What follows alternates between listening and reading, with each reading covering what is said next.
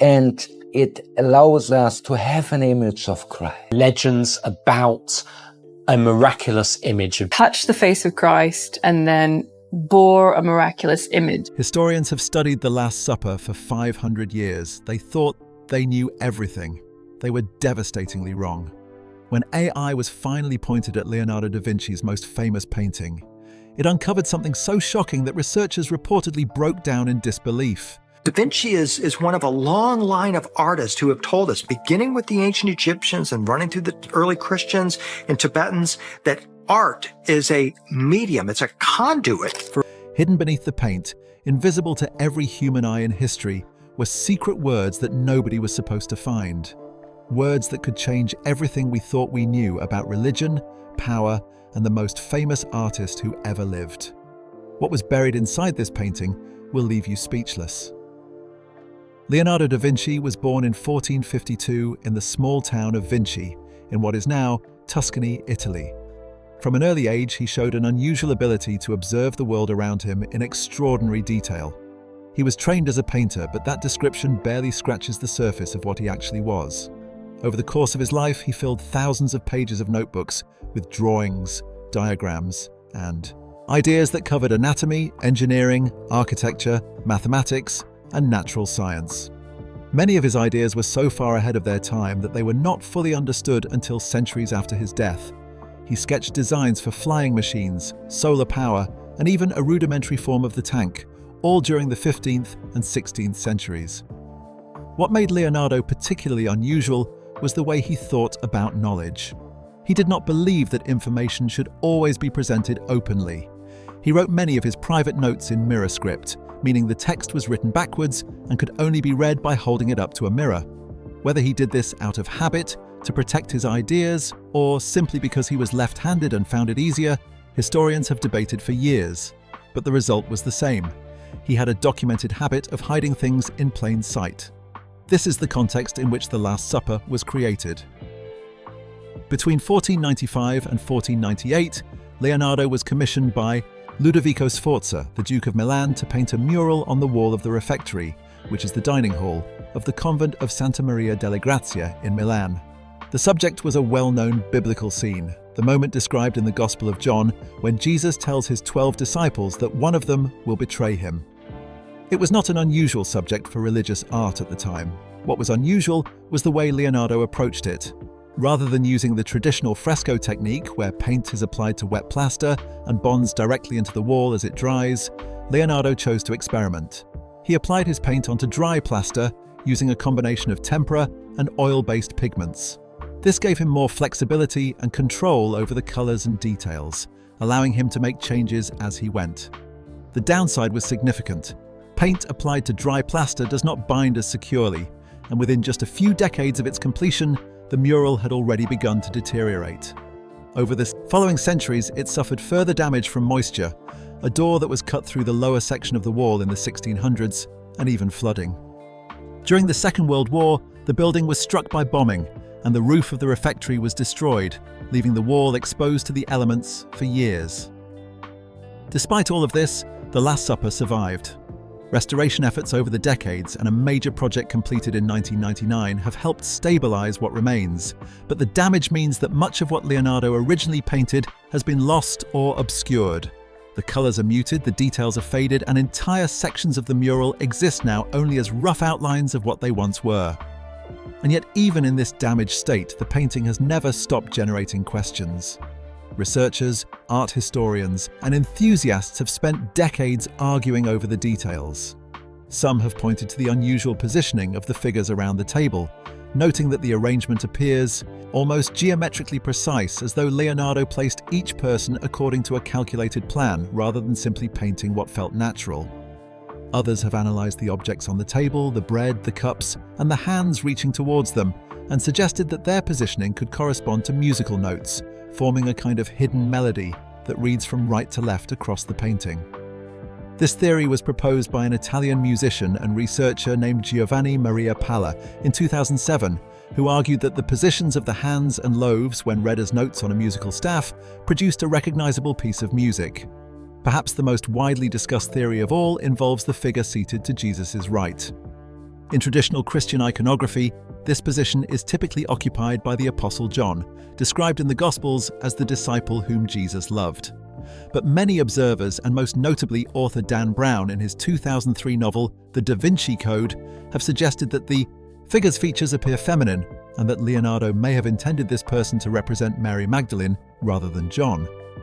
This interpretation carries significant implications, as it would suggest Leonardo was embedding a challenge to official church teachings within a painting commissioned for a religious institution. Mainstream art historians have generally rejected this reading, pointing out that young male figures in Renaissance painting were often depicted with delicate or androgynous features, and that John was traditionally shown this way. But the debate has never fully gone away. What all of these theories share is that they remain, at their core, unverified. They are intelligent, sometimes compelling interpretations, but they are built on visual analysis alone. There has never been any physical or documentary evidence to confirm them. That situation began to change in 2025. In that year, a research team made up of scientists from Italy and Japan launched a project with the specific goal of applying modern imaging technology to the Last Supper in a way that had never been done before. The project, referred to publicly as Da Vinci Decoded, was not primarily motivated by any of the existing theories.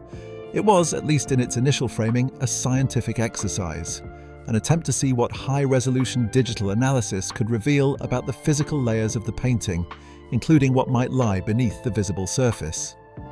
The technology at the center of the project was hyperspectral imaging.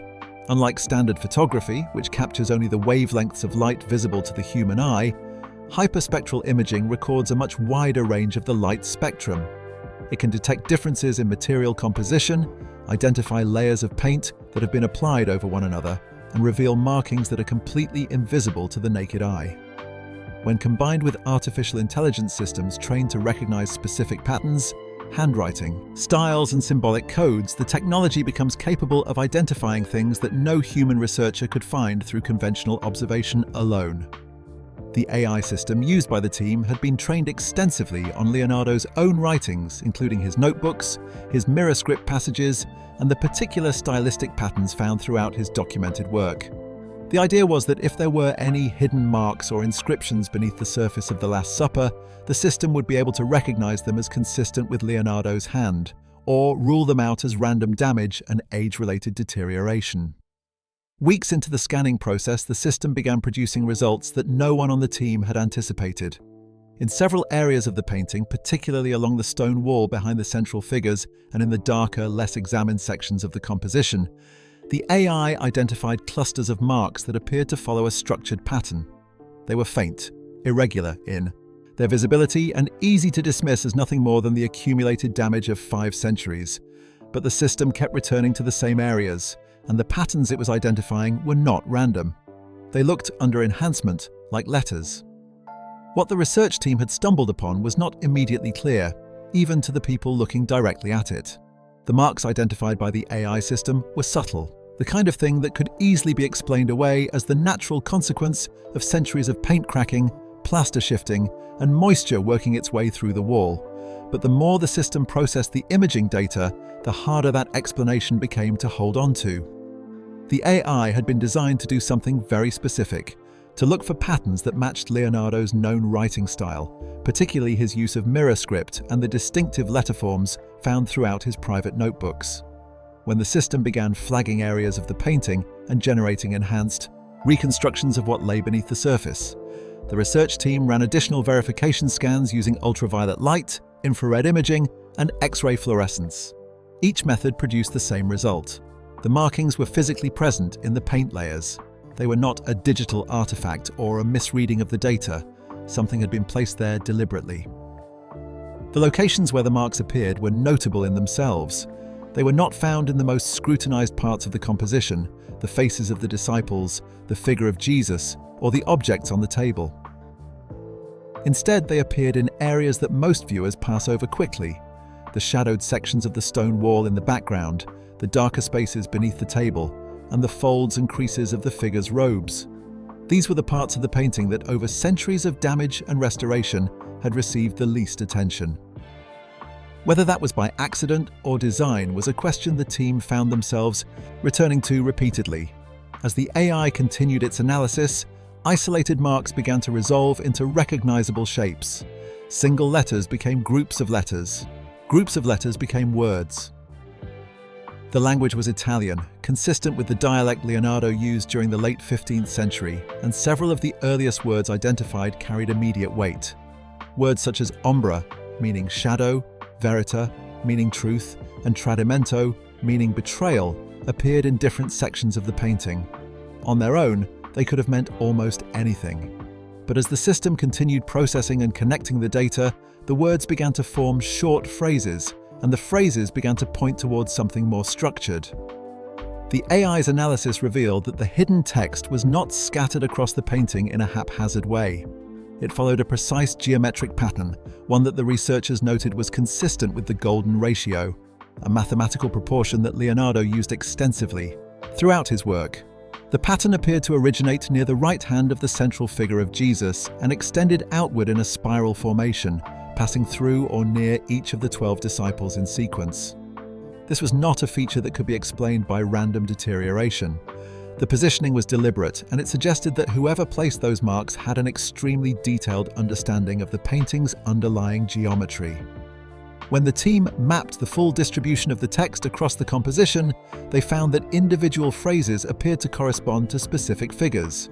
Near the area associated with the figure of Peter, the translated text read, "Strength without understanding is blind." Near the figure of Thomas, traditionally depicted as the doubting apostle, the inscription translated to question is not sin, but the path to clarity. Beneath the shadowed area near the figure widely identified as Judas, a phrase appeared that read, "He who eats with truth will not betray himself." Each of these, taken individually, could be interpreted as a philosophical observation. Taken together, they formed something that felt more like a deliberate commentary, one placed carefully in relation to the narrative the painting was depicting. Not all of the messages carried the same tone. As the scans moved deeper into the lower sections of the mural, the language shifted.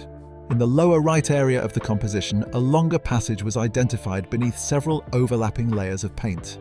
After enhancement and translation, it read, "The ones who hold power will bury truth beneath stone until the eyes of the future uncover it." This was a different kind of statement. Where the earlier phrases had the quality of private philosophical notes, this one read more like a warning directed outward toward whoever might one day be capable of reading it. The team cross-referenced each phrase with Leonardo's known writings. His surviving notebooks, which run to thousands of pages and cover an enormous range of subjects, contain numerous passages that touch on similar themes. He wrote about the limits of faith as a substitute for direct observation. He wrote about the suppression of knowledge by institutions that feared what open inquiry might reveal. He wrote in one widely cited passage that the eye was the window of the soul and the primary instrument of understanding. The language and ideas found in the hidden text of the Last Supper were consistent with these documented positions, and in several cases, the AI identified not just thematic similarities, but matching phrasing and the same mirror script style found in his journals. One inscription in particular drew more attention than any other. It was located beneath the painted robes of the central figure, in an area where the original pigment had faded to the point where almost nothing of the surface detail remained. The hyperspectral imaging was the only method sensitive enough to detect it. When translated, the message read, "Truth belongs not to the saints, but to those who seek it in silence." The researchers noted that this phrase, more than any other found in the painting, reflected Leonardo's documented worldview with unusual directness. He had spent much of his life working within institutions, including the church, while privately maintaining views that did not always align with official doctrine. A statement like this, hidden at the very center of a painting commissioned for a convent wall, carried a particular kind of significance. By the time the full analysis was complete, the team had identified and translated nearly 40 separate phrases distributed across the painting. Individually, they ranged from brief philosophical fragments to longer, more pointed statements. Collectively, when the AI grouped and sequenced them according to their geometric positioning, they appeared to converge on a single, overarching message. The reconstructed text concluded with a line that the researchers described as the most significant finding of the entire project. Faith without reason is the sleep of truth, and those who wake shall see what was forbidden.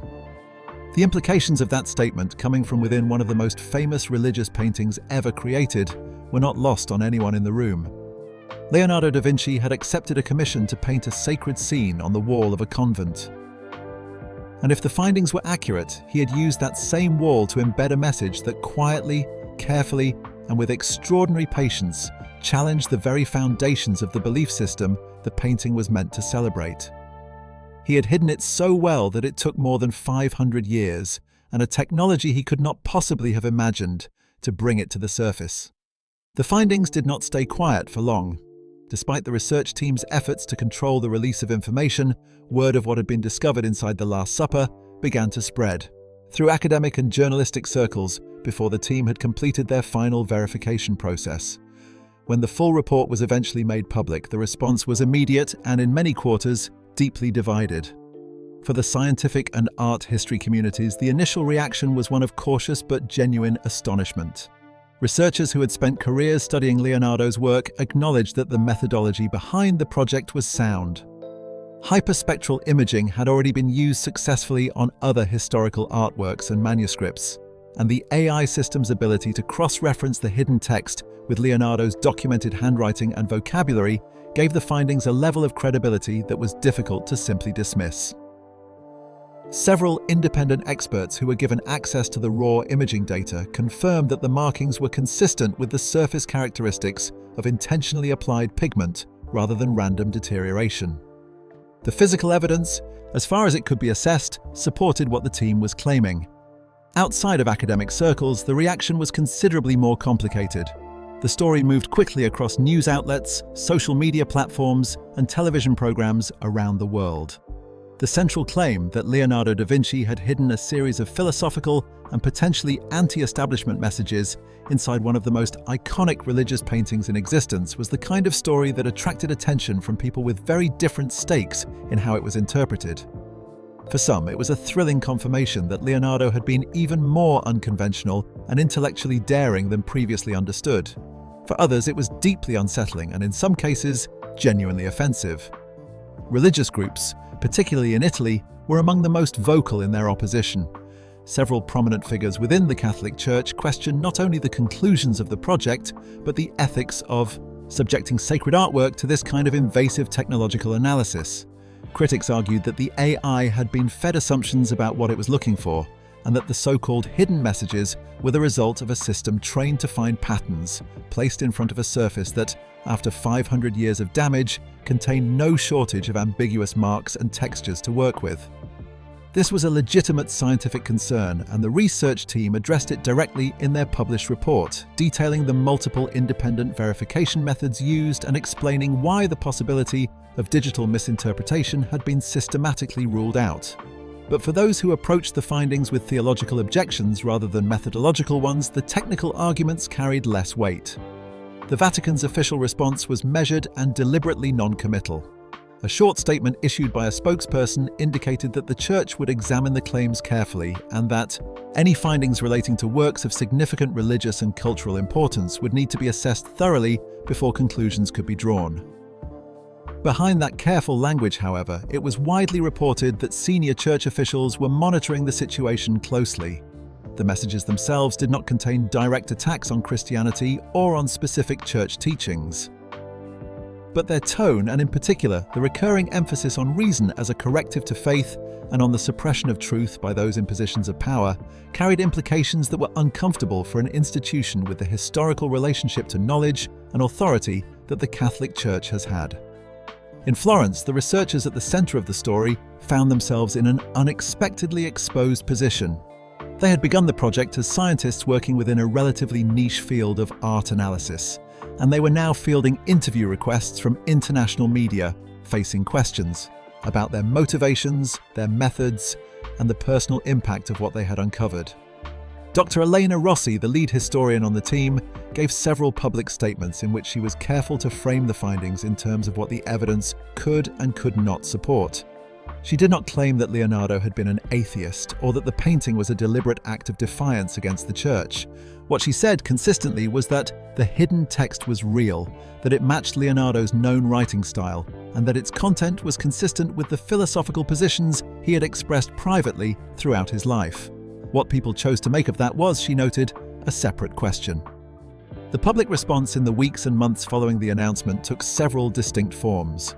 In Italy, protests were organized outside cultural institutions that had begun displaying digital reconstructions of the painting with the hidden text overlaid, allowing visitors to see precisely where each phrase had been located and what it said. The protesters argued that presenting the findings in this way, in a public and accessible format, amounted to an attack on a work that held deep spiritual significance for millions of people. Museum directors responded that they had an obligation to present historical findings accurately, and that making the research available to the public was entirely consistent with that responsibility. At the same time, other institutions reported record visitor numbers. The refectory of Santa Maria delle Grazie in Milan, where the original mural still hangs, saw a significant increase in bookings. People who had never previously shown much interest in Renaissance art found themselves wanting to stand in front of the painting and look at it with the new information in mind. There was something compelling about knowing that the surface visible to the eye was not the complete picture, that beneath the faded colours and the cracked plaster, a second layer of meaning had been sitting undisturbed for centuries. It is worth noting that the painting itself had not changed. It remained exactly as it had always been, hanging on the same wall in the same city, showing the same scene it had shown since the end of the 15th century. What had changed was the framework through which people were now looking at it. The discovery did not alter a single brushstroke, but it fundamentally shifted the conversation about what Leonardo had intended when he created it. That shift extended beyond the painting itself. The project reignited broader discussions about the use of artificial intelligence in the study of historical artifacts, and about what other works from the past might contain information that existing methods of analysis had failed to detect. Researchers in other fields began inquiring about the specific technology used in the Da Vinci Decoded project, and there was considerable interest in applying similar methods to manuscripts, frescoes, and other artworks where physical deterioration had obscured the original content.